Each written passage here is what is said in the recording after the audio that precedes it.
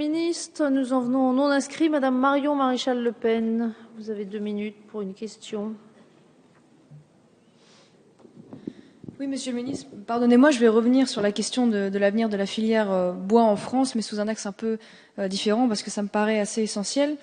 Au fil des rapports parlementaires qui s'accumulent sur la question depuis 2008, revient le même constat, celui d'un grand gâchis. Nous bénéficions de la 3e forêt d'Europe en surface, riche d'une grande variété d'espèces, ainsi que de savoir-faire et de potentiel immense. Pour autant, la filière bois représente le 2e poste le plus déficitaire de notre balance commerciale, avec près de 7 milliards d'euros l'an dernier. En 10 ans, avec la fermeture de plusieurs centaines de menuiseries et de scieries en France, le secteur a perdu plus de 50 000 emplois. Nous produisons avec une surface 1,5 fois plus étendue, moitié moins que nos voisins allemands. Comment passe-t-on de tels atouts à ce marasme? Certaines causes sont connues, comme le morcellement des parcelles ou le manque d'investissement dans l'industrie de transformation. Mais la vraie raison tient plus à la compétitivité coût de la filière dans un contexte de mondialisation mal maîtrisée. Nous exportons en effet vers des pays à bas coût, notamment la Chine, la matière première brute pour la réimporter ensuite une fois transformée en meubles, en pâte à papier ou en menuiserie, mais à un prix bien évidemment supérieur. Ainsi, la France vend le mètre cube de chêne brut, bois le plus recherché, environ 80 €. Une fois séché et scié, il est réimporté à 500, voire à plus de 2000 € lorsqu'il est transformé en meubles. 80% des chênes que nous exportons sont ainsi vendus à la Chine et en 3 ans, nos exportations vers ce pays ont été multipliées par 5. Une nouvelle fois, la France subit de plein fouet la mondialisation et son corollaire, le dumping social, en faveur de pays à bas niveau de salaire et protection sociale. Alors que beaucoup de pays ont contingenté leurs exportations vers la Chine, nous n'avons rien fait en ce sens, pieds et poings liés que nous sommes par le carcan libre-échangiste de Bruxelles.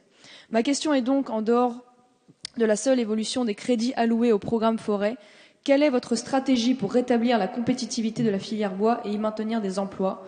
J'aimerais notamment savoir comment elle pourra retrouver l'équilibre financier sans une remise en cause des règles libre-échangistes. Monsieur le ministre, vous avez la parole. Madame la députée, sur cette question, vous l'avez évoqué, d'abord, ça ne date pas d'aujourd'hui et il y a un vrai problème qui est lié à cette situation structurelle qui fait qu'on exporte des billes de bois, en particulier sur la Chine. Je considère d'ailleurs que certains y ont aussi quelquefois un intérêt. Et quand le marché du bois en France a été suffisamment déprimé, beaucoup ont trouvé, au travers de l'exportation de ces billes de bois en Chine, un débouché et personne n'a cherché à le remettre en cause. Donc il faut qu'on inverse le processus. Pour inverser le processus, il y a d'abord les questions de compétitivité, mais par rapport à la Chine, le sujet est plus complexe. Il y a le crédit d'impôt compétitivité.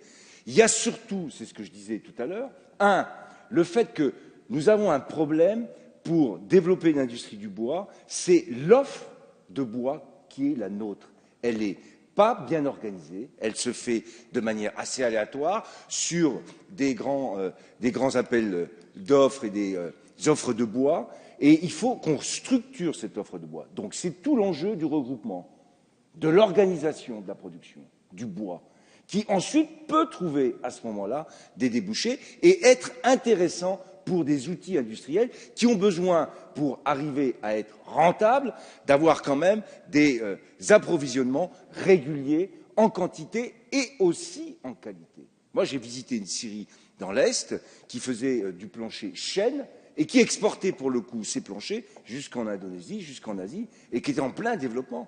Le problème qu'ils avaient, à l'époque, quand je les ai rencontrés, c'était justement ce problème de la gestion de l'offre qui était mal maîtrisée en France et qu'il faut qu'on maîtrise. C'est tous les dispositifs que vous allez avoir dans la loi d'avenir, et c'est aussi ce qui a été voté dans le cadre de la loi de finances, en particulier les groupements d'intérêt économique, écologique et forestiers, qui vont, avec un bonus des défis sur les dotations, qui vont être revalorisés lorsque vous allez vous regrouper. Et une fois qu'on aura réorganisé cette offre, on pourra à ce moment-là, j'en suis persuadé, développer les industries qui vont avec et qui nous permettront de faire de la valeur ajoutée sur notre territoire plutôt que de la perdre en exportant les billes de bois. Merci, Monsieur le ministre.